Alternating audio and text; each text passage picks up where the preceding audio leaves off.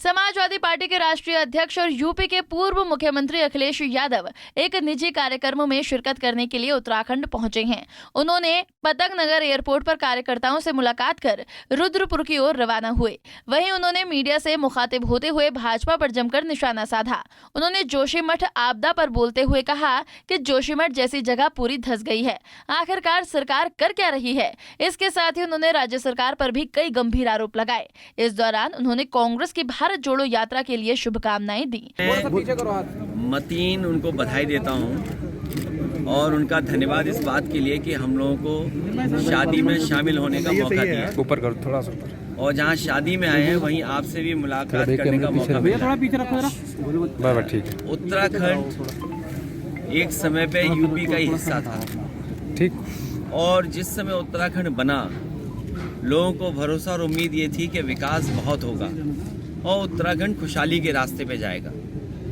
इधर जो देखने को मिल रहा है, जो न केवल भारत बल्कि दुनिया देख रही है कि जोशीमठ में क्या हुआ है। जो हमारा विकास जिस गति से होना चाहिए था, विकास को विनाश की तरफ नहीं ले जाना था, और जो पैरामीटर्स होते हैं विकास के, उन पैरामीटर्स का पालन करना चाहिए था। उत्तराखंड के पहाड़ कच्चे हैं। एक्सपर्ट, साइंटिस्ट या जो रिसर्च करते हैं, एनजीओ चलाते हैं, उन्होंने समय समय पर सरकारों को सावधान किया। वो सरकार चाहे कांग्रेस की रही हो और चाहे बीजेपी की आज, इन सरकारों को समय समय पर वहाँ के लोगों ने सावधान किया, एक्सपर्ट्स ने सावधान किया। कई रिपोर्ट्स जो आई साइंटिस्ट की, उससे सावधान हुए।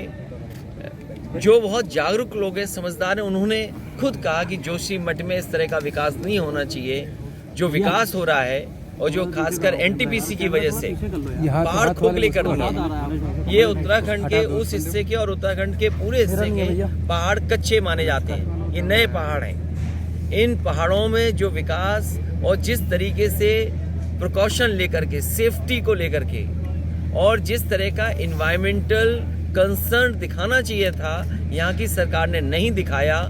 मुनाफे के चक्कर में इन्होंने खासकर जोशीमठ और आसपास बर्बाद किया है। और तब जब कई बार ऐसी घटनाएं हुई हैं जहां से हमें कुछ न कुछ सबक सीखना चाहिए था। केदारनाथ में जिस समय घटना हुई, बड़ी संख्या में लोगों की जान गई, बड़ी संख्या में लोगों का नुकसान हुआ, लेकिन उससे भी कुछ नहीं सीखा इन्होंने। और अब जोशीमठ में जो हुआ है, मैं समझता हूँ इन्वायरमेंट इम्पैक्ट असेसमेंट रिपोर्ट आई होगी, और जो इन्वायरमेंट इम्पैक्ट असेसमेंट रिपोर्ट है, उसके तहत क्या क्या ध्यान रखना था सरकारों को या एनटीपीसी को या वहाँ के ठेकेदारों को, वो ध्यान नहीं रखा, जिसके कारण वो नुकसान और भरपाई क्या सरकार करेगी। एक बड़ा सवाल खड़ा होता है।